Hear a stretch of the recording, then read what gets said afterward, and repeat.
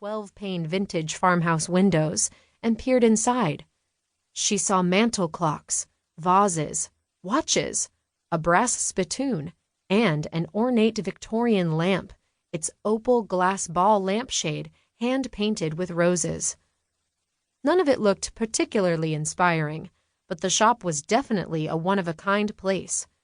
The lawn was yellow, the weeds high and rambling, and a flower garden lay wilted and neglected. The weather vane on the roof turned and creaked in the wind like a confused and drunken man. The poor little shop would be lucky to survive the next winter. Eve removed her cell phone from her jacket pocket and took several photos, thinking she'd post them on Pinterest or Facebook. With an ungloved hand, she reached for the cold doorknob and turned it gently. A bell over the pale blue door dinged twice as the door screeched open. She entered a dimly lit room that smelled of old wood, dust, and a hint of mold. That excited her. These were authentic scents, not artificial sprays, candles, or potpourris. This kind of shop was hard to find in our modern antique age.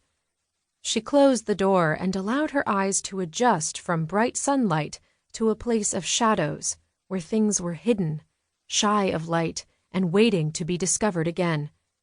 It was so quiet, her ears rang. "Hello," she said, in a modest voice. "Hello? Anybody here?" When no one appeared, Eve browsed the rickety-looking shelves and narrow display tables, taking in the vintage jewelry, the shoes, the purses, a candlestick telephone, the baseball cards from 1910, old political campaign buttons, a top hat, and, of all things, a corset. Wouldn't want to have to fit into that, she thought. She turned in place and saw an old rocking chair, a wood-burning stove, and, hanging on the wall, a large, over-the-mantel Victorian mirror with a subtle green ornate plaster frame. The glass was slightly scratched, and it needed cleaning, but it was a beautiful piece all the same. Eve moved toward it, seeing herself reflected back, remembering what her ex Blake had once said of her. Pretty, but tentative. Why did she remember that? And why hadn't she asked him exactly what he'd meant? All she remembered now was that she'd felt criticized.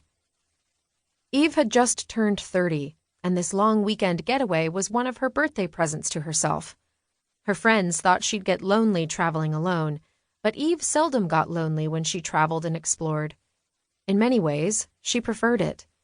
It allowed her the freedom to follow her whims and fancies, lingering in old bookstores and antique shops when her friends would have been bored, scrolling through their phones or glancing impatiently at their watches.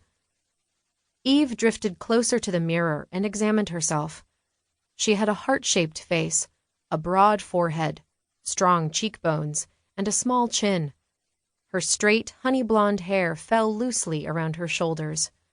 When she was at work, she usually tied it into a ponytail or wrapped it into a bun, but not today. Today she wanted to feel free.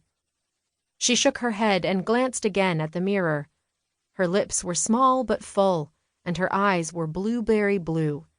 When she looked deeply into them, she had to admit she saw a hint of sadness, but she also saw curiosity. Yes, well, she'd always been curious about things.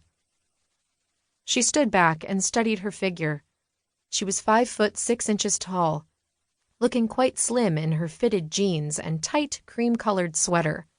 Her 2-inch boots added height. The vintage brown leather jacket and dangling 1960s red and orange hoop earrings added a bit of whimsy. The Merlot lipstick was new, something she was trying out. It might be too dark for her coloring. Eve heard the wooden floor creak. She turned toward the sound. A slender, elderly woman wearing a print dress, long white sweater, Benjamin Franklin spectacles, and white hair piled in a bun on top of her head, squinted a look at Eve. Her face was pale, with a map of lines. She smiled thinly. "Can I help you?" the woman asked in a small, shaky voice. Eve swung